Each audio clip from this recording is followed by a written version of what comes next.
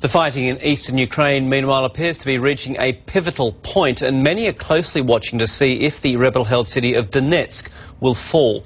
The Ukrainian military has seized a lot of ground from separatists in the past week, and as Nick Payton-Walsh now explains, Kiev authorities are urging civilians in Donetsk to evacuate.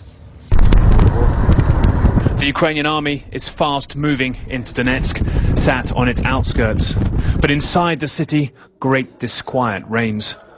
Shelling has pushed some underground into cellars, half-built basements in this government building, where dozens of women and children eke out a life, sleeping on mattresses they carry down here. Twins who find the nightly explosions scary, loud.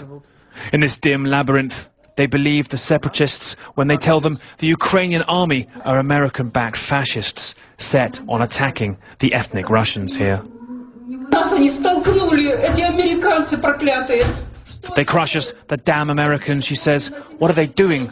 Where there is war in the world, they have a part. Look, these little ones here. They say they can't afford to leave, have nowhere to go. All the women of the world, she says, raise your voice against these murderers. Above ground, the grief and anger are more vivid near where a school was hit.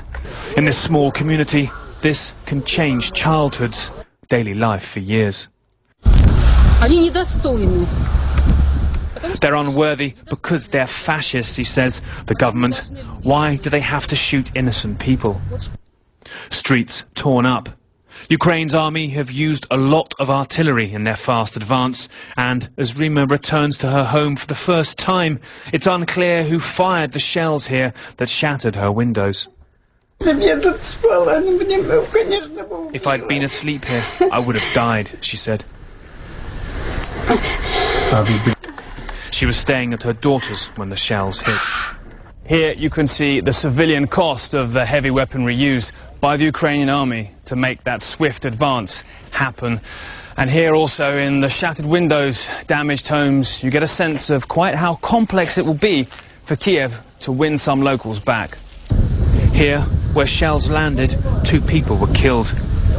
Quiet, intimate lives flattened into blank faces of loss. They bury their loved ones.